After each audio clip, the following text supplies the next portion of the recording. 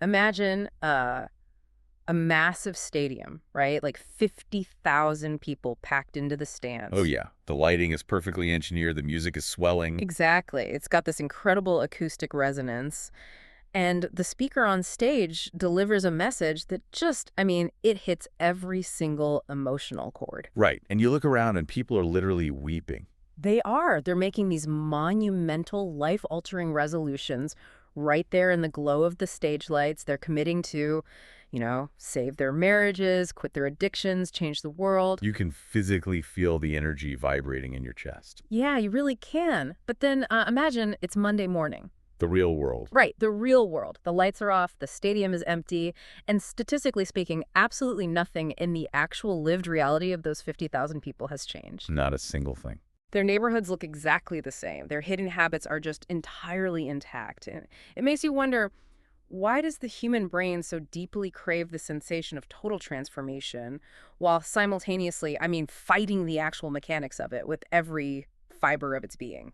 That disparity right there between what we feel in that stadium and what we do in our kitchens on a Tuesday morning, it's perhaps the most defining psychological contradiction of our time. It really is. We are just neurologically wired to confuse the emotion of an epiphany with the actual labor of an altered life. Oh, that's a great way to put it. Yeah, because when you sit in that stadium or, when you finish a really moving documentary, your brain releases a massive wave of dopamine. You get the reward without the work. Exactly. You get the biochemical reward of having achieved something profound, simply by virtue of having felt something profound. You experience this emotional peak of overcoming an obstacle without ever having to actually confront the friction of that obstacle in reality. It's like the ultimate neurological loophole. It really is. We've basically found a way to feel like we are moving a mountain while sitting perfectly still on the couch.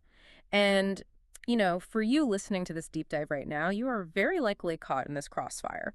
We all are, honestly. Yeah, we exist in this cultural moment where we are utterly saturated with brilliant ideas, compelling podcasts, transformative masterclasses, and just these profound sermons. We have unprecedented access to the most moving content in human history. Right. But at the same time, our day-to-day relational dysfunction and our private anxieties, they just remain stubbornly calcified. They do not budge. Which is exactly what the material we're plunging into today diagnoses. Yes, and I'm so excited to get into this. We're doing a deep dive into this incredibly profound document called Incarnational Strategy, From Inspiration to Obedience Culture. It is such a fascinating text. It Right. provides this brilliant synthesis of sociology and theology. It really does. It's an exploration of a framework that completely dismantles our modern reliance on these emotional highs, and it replaces it with the slow, unglamorous, but devastatingly effective architecture of relational presence and daily obedience. And the diagnosis starts with a concept that is both brilliant and, frankly, deeply unsettling. They call it inspiration addiction. Inspiration addiction. Wow. Yeah, because our culture treats inspiration as the ultimate end goal. Right, like that's the finish line. Exactly. We judge the success of an event, a speech, or a Sunday morning service by the intensity of the emotional spark it generated in the room. Did people cry? Did they cheer? Right. But a spark is not a house. Ooh, I love that analogy from the text. It's so true, though. A spark is a chaotic, momentary release of energy. It can initiate a fire, but if you try to live inside a spark, you will simply freeze to death when it inevitably burns out 10 seconds later. That makes so much sense. We basically have a generation of people attempting to inhabit the spark rather than doing the excruciating work of laying the brick. And the danger of trying to inhabit that spark is that it functions as a spiritual anesthesia. Oh, absolutely. Like when you feel a deep sense of conviction, say you hear this piercing truth about the destructive nature of your own pride. Your conscience flares up. Right, and that flare is supposed to be the pain that drives you to actually apologize, to step down, to alter your behavior. It's a signal. But if you immediately wrap that conviction in the euphoria of an inspiring song or the collective energy of a roaring crowd, the pain is neutralized. You numb it out. Yeah, you walk away feeling that the mere act of acknowledging your pride was the exact same thing as repenting of it. You've essentially medicated the symptom of a fractured character without actually setting the bone. Which is terrifying when you think about it. It is, and it drives a very predictable, tragic, psychological loop. Oh, let's break that loop down because the text goes into this and it's fascinating. Yeah, so it begins with a baseline state of discontent. You wake up, The routine is monotonous, your relationships are strained, and there's just this dull ache of dissatisfaction. Right, Monday morning. Exactly. But instead of addressing the root of that ache through discipline change, you go in pursuit of an external catalyst. You look for a quick fix, You buy the ticket to the conference, you stream the highly rated sermon, and that delivers the third stage of the loop, which is the emotional elevation. the high. Right. For 2 hours, or maybe a 2-day weekend, you are elevated above the mundane reality of your life. You feel intimately connected to the divine or to your highest self. You feel unstoppable. But then you hit the fourth stage, the unresolved gap. This is where it all falls apart. Yeah. The music stops, you drive home, you walk through your front door, and the person you have resented for 5 years is sitting right there on the couch. The addiction you've hidden is still waiting on your phone. Exactly. The environment hasn't changed, and more importantly, your operational reflexes haven't changed. Which hurls you immediately into the final stage of the cycle, which is guilt and numbness. Because you realize it didn't work. You realize the mountaintop experience did not alter the valley. You feel a profound sense of shame that the inspiration didn't, stick. And over time, if you repeat that enough, The shame metastasizes into cynicism. You become numb.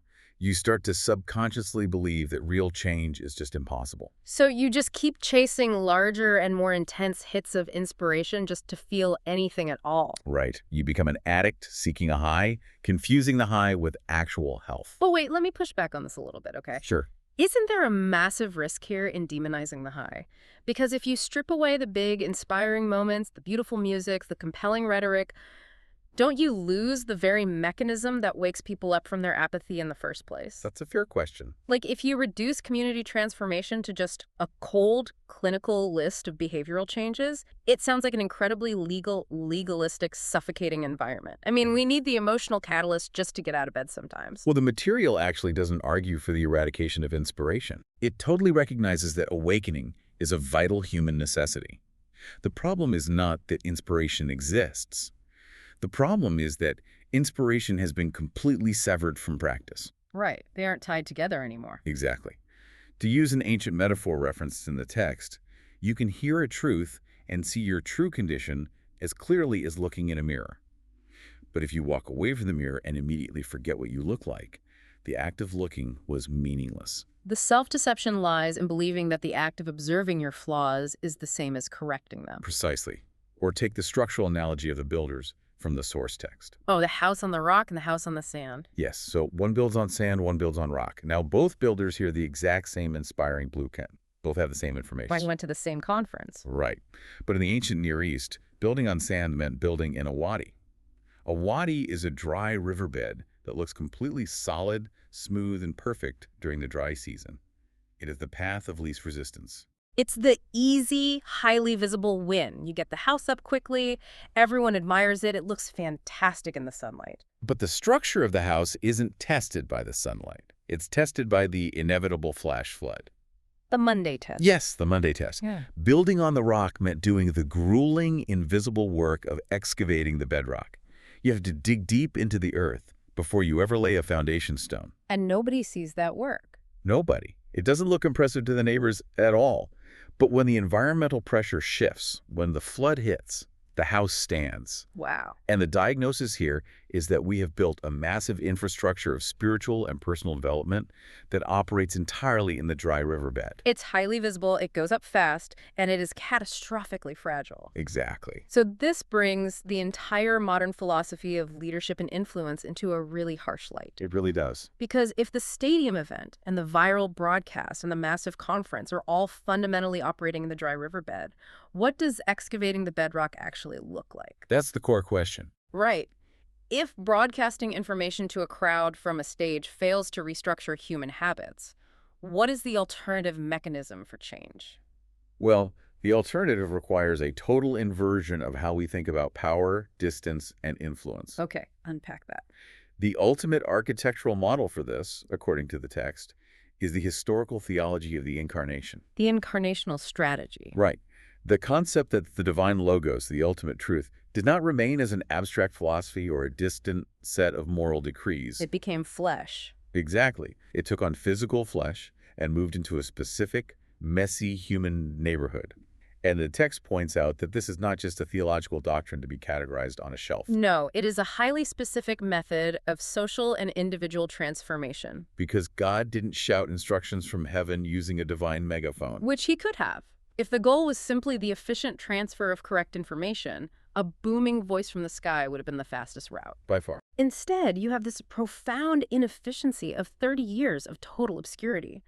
I mean, think about the sheer friction of that. It's mind-boggling. The creator of the cosmos subjects himself to learning a localized dialect, to the physical exhaustion of manual labor, to the intricate, unspoken social rules of a first-century Middle Eastern village. And that inefficiency is exactly the point. It completely dismantles what the author calls the ministry of distance. The ministry of distance. Yeah, look at how most modern organizations, whether corporate, nonprofit, or religious, attempt to enact change today. It's all top-down. Completely. The default posture is extraction and elevation. We pull the smartest people out of their local context, elevate them to a platform, a headquarters, or a central stage. And then have them broadcast standardized solutions back down to the masses. Exactly. The incarnational model moves in the exact opposite direction. It descends. It requires the leader, the influencer, or the community builder to basically forfeit the safety of distance. You cannot serve a community without deeply identifying with its particular grief, its particular dialect, and its particular economic anxieties. You really see this in how a message is actually translated into human understanding. Like, you can't just drop an abstract universal truth onto a local community and expect it to take root. It just bounces off. Right. If you study the historical accounts of how Jesus communicated, it is breathtakingly localized. Very specific. He didn't lecture farmers on the metaphysical properties of the universe. He talked about soil chemistry, the devastating economic impact of a lost silver coin to a peasant woman, the tension of a bad harvest, and the mechanics of fishing nets. He wrapped eternal concepts in the dirt and the daily economic terror of the people standing right in front of him. Because a message that ignores the socioeconomic and emotional realities of its audience is sterile. Completely. It might be factually accurate, like doctrinally correct, but it will be entirely devoid of transformative power. Truth cannot be divorced from texture. Oh, that's good. Truth cannot be divorced from texture. Right. When an organization attempts to bypass the texture of a community just to quickly deliver a program, they operate like a surgeon trying to operate on a patient without understanding the patient's specific anatomy or medical history. Let's actually ground this in a modern corporate reality, because this incarnational strategy applies everywhere, not just in religious contexts. Oh, absolutely. Imagine a massive corporate merger. A giant multinational company acquires a small regional manufacturing plant. Okay. The executives in the glass tower in New York review the data and realize the plant's efficiency is down 20%.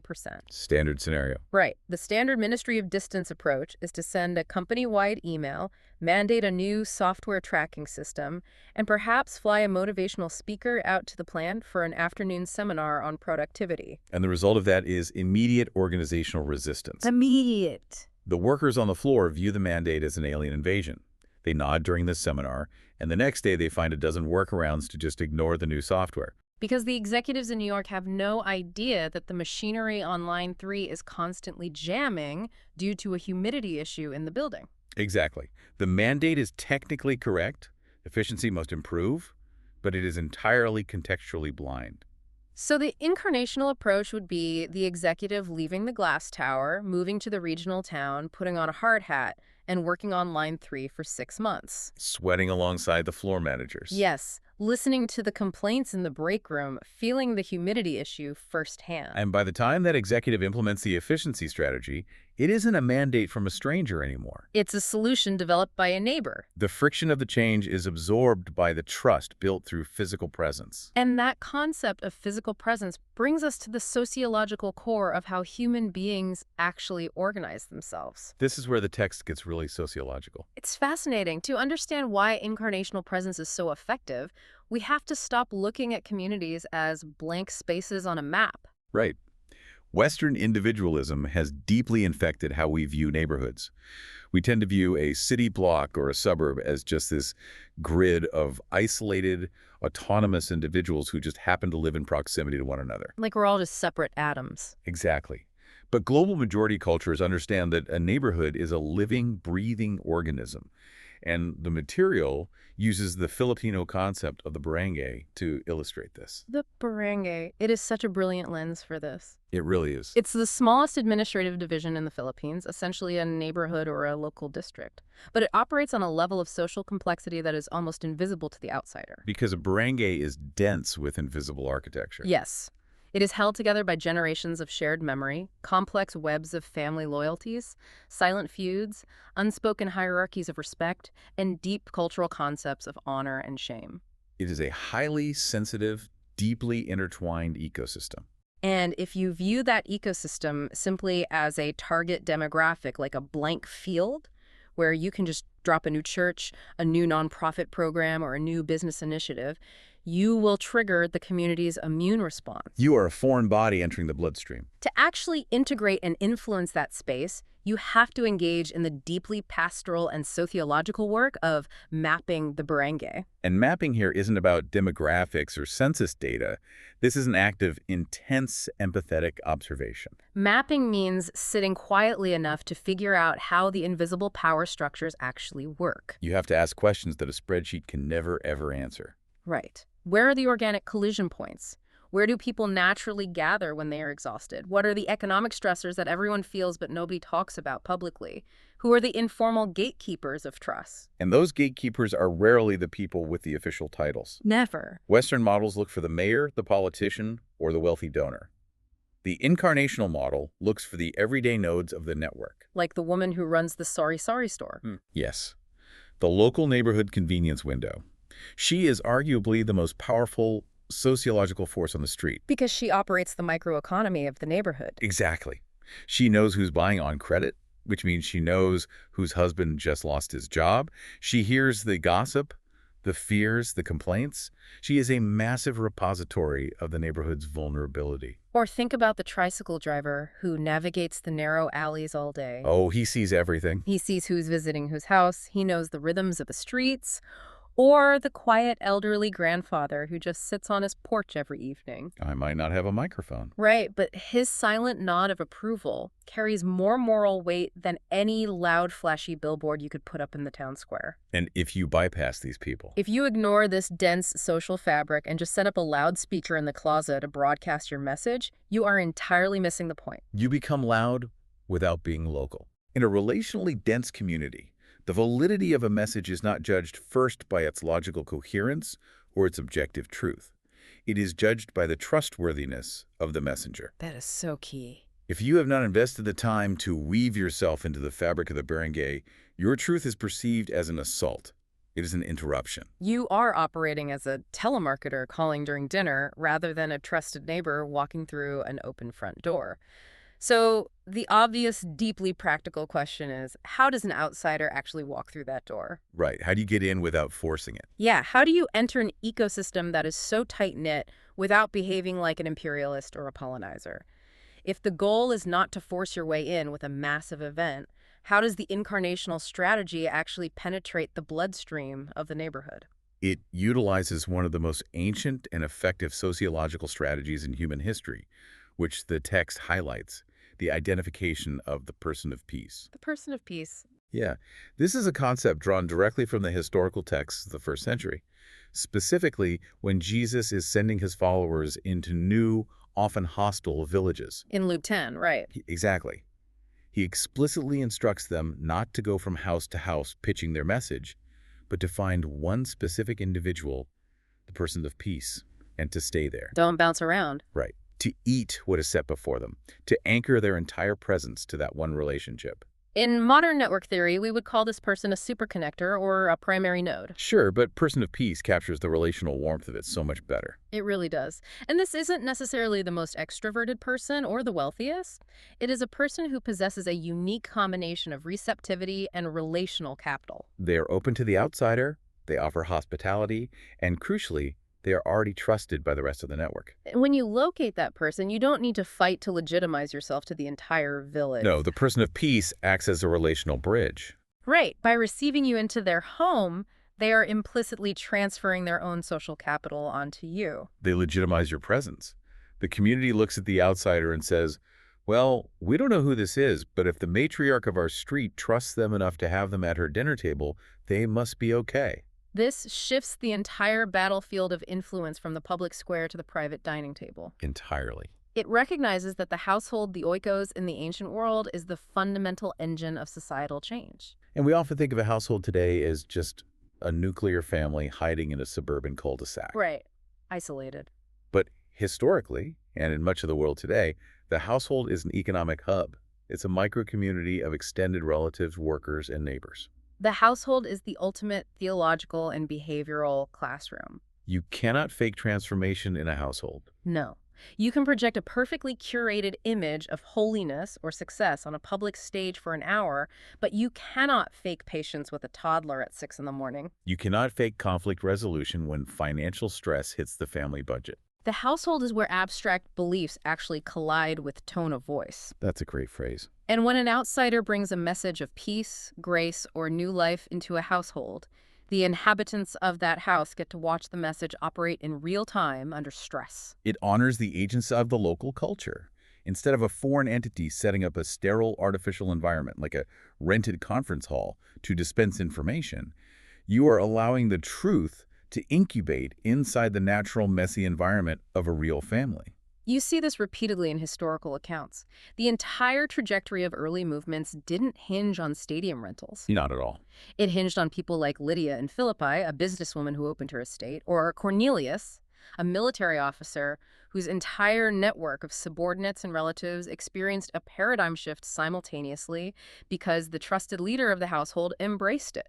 And the modern parallel is exactly the same. It is the grandmother whose kitchen is the gravitational center for 3 generations of cousins. Yes. If she begins to quietly change her habits, if she begins to offer a profound countercultural grace at the dinner table, instead of the usual sharp criticisms, the entire network feels the shockwave of that change. Her sister asks why she is so calm. Her nephew notices the shift in how she speaks about her neighbors. The influence travels organically through the pre-existing arteries of trust. But this slow kitchen table approach puts us in direct conflict with the massive industrial complex of modern outreach. Oh, massive conflict. Because we live in an era of scale. The pressure on any leader is to reach the maximum number of eyeballs in the minimum amount of time. Efficiency is the god of the modern age. Right. If you tell a board of directors or a group of investors that your strategy for changing a city of 5 million people is to find one grandmother and eat dinner with her, they will laugh you out of the room. They absolutely will. So how do we reconcile the undeniable efficiency of mass public events with this incredibly slow artisanal method of relational presence? Well, you have to redefine what you mean by efficiency.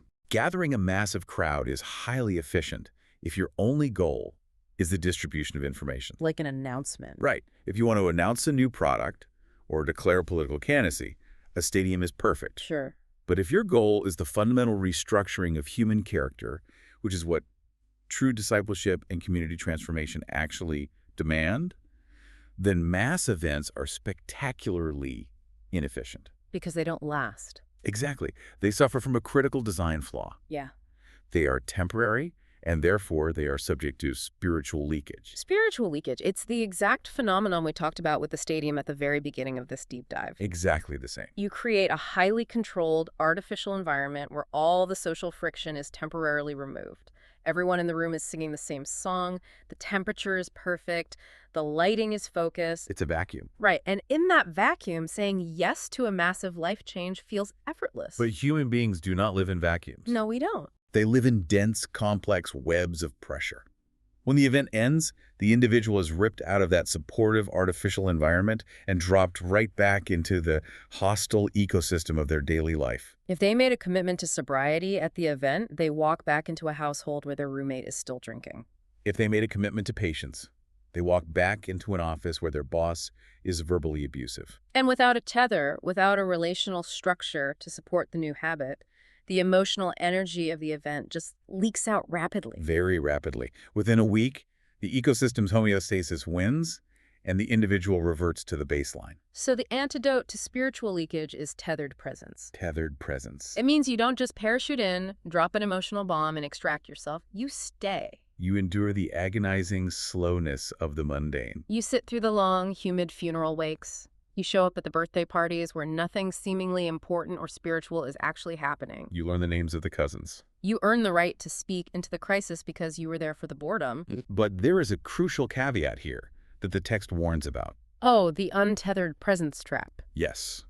The danger of rejecting mass events and moving entirely into relational presence is that you can swing the pendulum into what is known as untethered presence. Right, where you're just being nice. Exactly. Right. This is the trap of the purely social, benevolent actor.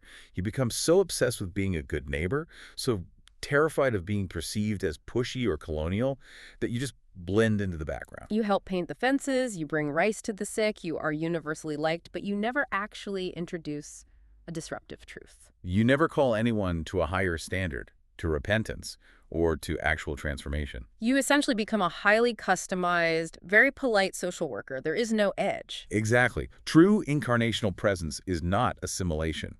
It is insertion with an intent. Insertion with an intent. Jesus didn't just hang out with tax collectors to be a cool, accepting guy. He ate with them, absorbed their social stigma, and then explicitly called them to completely abandon their corrupt extortion practices. Presence without proclamation is just hanging out. Proclamation without presence is just noise. The incarnational strategy is the razor's edge, where deep, unconditional relational solidarity provides the bridge for a truth that demands total life change. Okay, so if we successfully execute that, if we embed ourselves in the barangay, find the person of peace, and establish a tethered presence that balances grace with a call to transformation, how do we know it's working? The metric problem. Yes, the metrics. In the old model, the metrics were incredibly easy. You just count the bodies in the room, you count the hands raised at the end of the concert, you look at the spreadsheet of ticket sales. Simple arithmetic. Right. If we are abandoning the metric of the crowd, what is the new key performance indicator? The new metric is the hardest thing in the world to measure, which is obedience. Obedience. The transition from an inspiration culture to an obedience culture requires a fundamental rereading of the foundational texts. Look at the Great Commission, the mandate driving global Christian missions for 2 millennia. Right, the core directive. The instruction is not, go therefore and teach them to know all the things I have commanded you. The instruction is, teach them to observe all that I have commanded. To observe. Yes. To observe means to enact, to obey, to physically integrate into daily mechanics. But we have built massive institutions dedicated almost entirely to the transfer of knowledge. Information transfer. We produce brilliant theologians, articulate speakers, and incredibly well-read consumers of content. But knowing that forgiveness is a virtue does not rewire the neural pathways required to actually look your spouse in the eye and apologize? No, it doesn't. We are the most educated, informed generation in history, and we are functionally paralyzed when it comes to execution. Because discipleship or deep mentorship of any kind is not an academic discipline. It is an apprenticeship. You do not learn how to frame a house by sitting in a lecture hall watching a PowerPoint presentation about hammers. Right. You learn how to frame a house by picking up a hammer, hitting your thumb, feeling the weight of the wood, and having a master carpenter stand over your shoulder correcting your angle. And we have completely replaced the dirty physical work of apprenticeship with the sterile comfort of the lecture hall. To force the transition back to apprenticeship, the strategy utilizes a fascinating mechanism, the obedience tracking tool. Okay, I have to be honest. When I first read about the tracking tool, the phrase tracking obedience triggered every alarm bell in my modern, grace-oriented mind. It sounds terrifying to a lot of people. It really does. It sounds like a regression into hyper-legalistic, micromanaged religious trauma. It sounds like someone standing over you with a clipboard grading your spirituality. And to be fair, if it is wielded by an insecure leader tricking to control a population, it absolutely becomes exactly that. Right. The tension between grace and legalism is the most precarious tightrope in theology. Legalism is tracking your behavior in order to earn your standing, your salvation, or your worth. It is fear-based accounting. Exactly. But the material makes a vital distinction here. Biblical grace is not opposed to effort. It is opposed to earning. Wait, say that again. Grace is not opposed to effort. It is opposed to earning. Yes. Grace does not just forgive. It trains.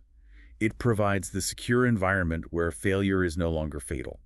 which means you are finally free to actually practice the difficult mechanics of obedience without the paralyzing fear of damnation. It's the difference between a high-stakes exam and physical therapy. Oh, that's a brilliant way to look at it. If you blow out your knee, the surgeon operates. The surgery is the pure grace. You couldn't heal yourself. The doctor had to intervene and save the joint. Right. But after the surgery, the physical therapist hands you a piece of paper with a chart on it. You have to go home and track your daily leg lifts. You have to write down your pain levels. And tracking your reps doesn't earn you the surgery. No. The surgery is a finished reality. Tracking your reps is how you stop the muscle from atrophying. It is how you claim the healing you were already given. That is a phenomenal way to understand it. The obedience tracking tool is spiritual physical therapy. Spiritual physical therapy. It is a weekly diagnostic designed to pierce through the vagueness of our good intentions. We love to say things like, I'm going to try to be more loving this week. Which is a completely useless metric. Exactly.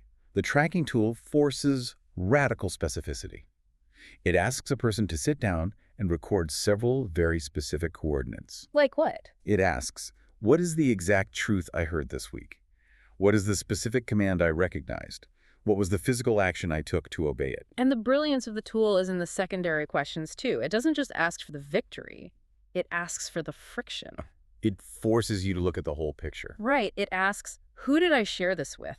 What specific struggle did I face in trying to obey? What grace did I experience in the midst of that failure? And what is the exact next step? This completely short-circuits the human tendency to round up our spiritual maturity. Because when you have to write down the struggle, you eliminate the possibility of curating a flawless religious persona. You are forced to confront the granular reality of your own resistance. Obedience in this framework is rarely cinematic. Rarely. It is not standing in front of a tank in Tiananmen Square. It is the agonizingly quiet decision of a teenager to stop using sarcasm as a weapon against his younger sister. It is the choice of a business owner to tell the truth about a delayed shipment when a small lie would have easily saved the account. It is the decision to absorb an insult at a family dinner without launching a counterattack. And those moments are entirely invisible to a crowd. Completely. You will never get an applause break for swallowing your pride in the kitchen. Never. Which brings us to the most difficult part of this entire framework. If the fruit of this incarnational strategy is hidden, slow, and profoundly unglamorous, it requires an organizational courage that is almost non-existent today. It really is. The final movement of this deep dive is about the absolute necessity of institutional honesty. To pivot from a model that generates massive, highly visible crowds to a model that generates quiet, slow-burning obedience requires an organization to willingly look in the mirror and endure a massive blow to its own ego. The kingdom of truth cannot be advanced by the mechanisms of denial. No, it cannot. If a leader or an institution wants to see genuine transformation, they have to start pretending that their current metrics equal success. They have to embrace repentance, not just as a personal morality, but as a structural, organizational imperative. The questions that organizations have to ask themselves are brutal. Very uncomfortable. Are we producing robust, resilient disciples who can withstand the hostile ecosystem of Monday morning?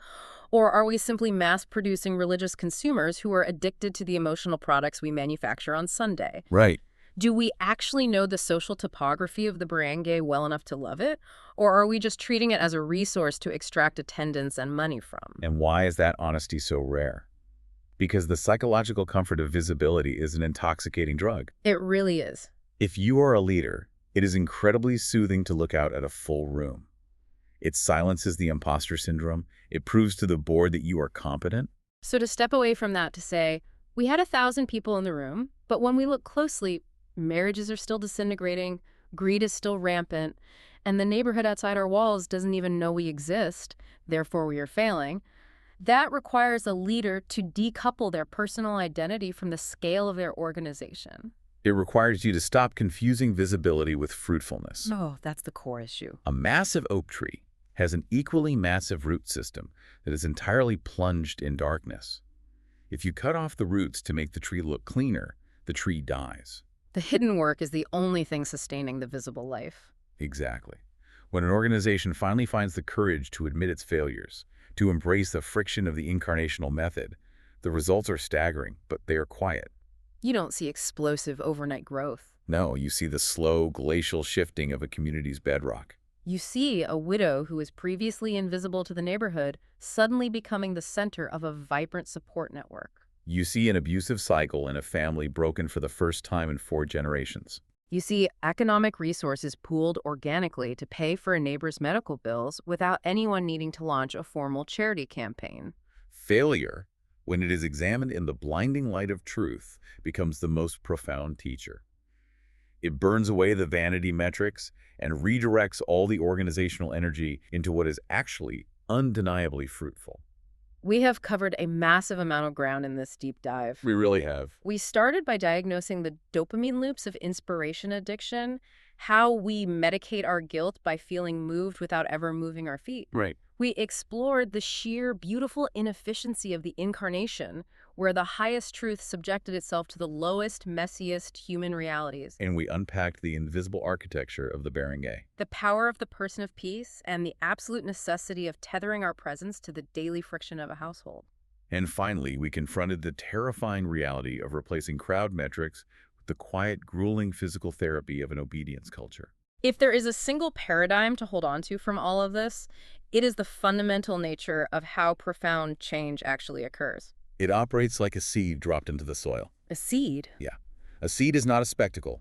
It is slower than lightning. It doesn't draw a crowd. It dies in the dirt in total obscurity. But its slow, relentless mechanics are stronger than any artificial explosion. Because over time, it fundamentally alters the landscape from the inside out. Which leaves us with a deeply uncomfortable mirror to look into. The most important part. Yeah. Yeah. You, listening to this, you have just spent the last hour engaged with this deep dive. You have absorbed complex sociological theories, theological frameworks, and psychological insights about the danger of hearing a truth without actually doing anything about it. You might even be feeling a profound sense of inspiration right now. You probably are. But based on the exact mechanics we just spent an hour unpacking, if you turn this audio off, walk back into your daily routine, and change absolutely nothing about how you interact with your neighborhood, your household, or your own private habits, have you actually learned anything at all? Or did you just use this hour to get your next hit of inspiration? The architecture is laid out in front of you. The question is, what exactly is your next step of obedience going to be?